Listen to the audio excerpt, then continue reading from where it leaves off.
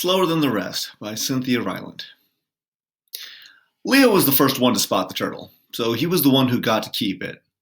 They had all been in the car driving up Tyler Mountain to church when Leo shouted, "There's a turtle!" and everyone's head jerked with the stop.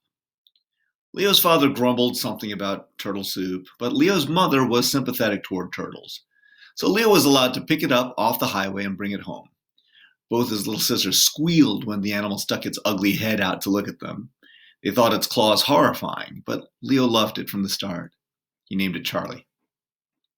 The dogs at Leo's house had always belonged more to Leo's father than to anyone else, and the cat thought she belonged to no one but herself, so Leo was grateful for a pet of his own. He settled Charlie in a cardboard box, threw in some lettuce and radishes, and declared himself a happy boy. Leo adored Charlie, and the turtle was hugged and kissed as if he were a baby. Leo liked to fit Charlie's shell on his shoulder, under his left ear, just as one might carry a cat. Charlie would poke his head into Leo's neck now and then to keep them both entertained. Leo was 10 years old the year he found Charlie. He had many friends because he was slower than the rest. That was the way his father said it, slower than the rest. Leo was slow in reading, slow in numbers, slow in understanding nearly everything that passed before him in a classroom. As a result, in 4th grade, Leo had been separated from the rest of his classmates and placed in a room with other children who were as slow as he. Leo thought he would never get over it. He saw no way to be happy after that. But Charlie took care of Leo's happiness, and he did it by being congenial. Charlie was the friendliest turtle anyone had ever seen. The turtle's head was always stretched out, moving left to right, trying to see what was in the world. His front and back legs moved as though he were swimming frantically in a deep sea to save himself, when all that was happening was that someone was holding him in midair. Put Charlie down and he would sniff at the air a moment, then take off as if no one had ever told him how slow he was supposed to be. Every day, Leo came home from school, took Charlie to the backyard to let him explore, and told him about the things that had happened in 5th grade.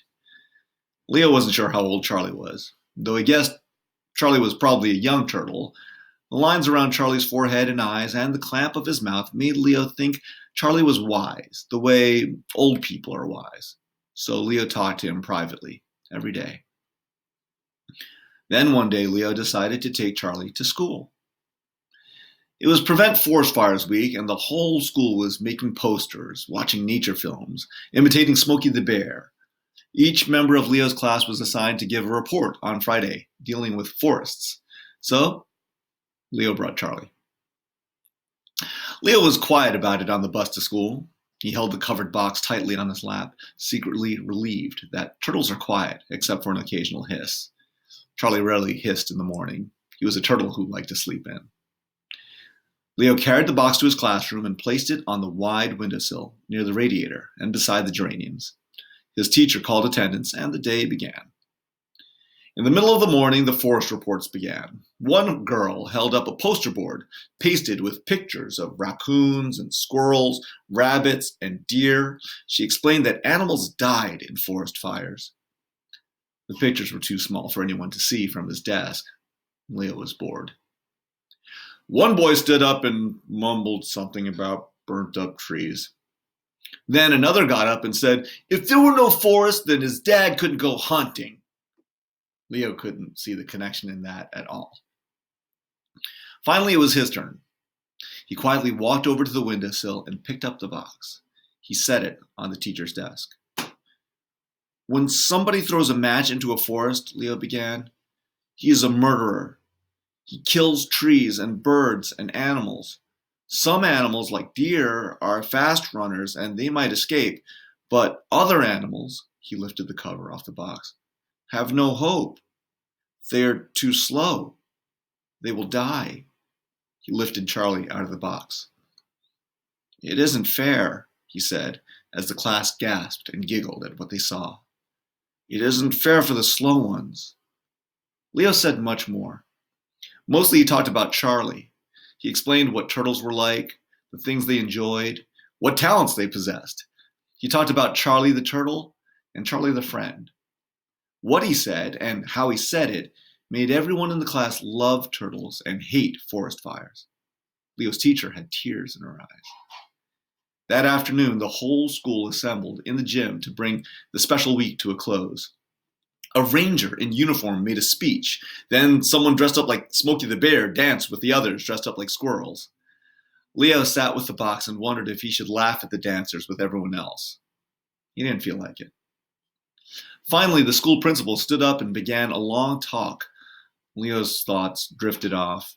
He thought about being home, lying in his bed, and drawing pictures while Charlie hobbled all about the room. He did not hear when someone whispered his name. Then he jumped when he heard, "Leo, it's you!" in his ear. The boy next to him was pushing him, making him get up.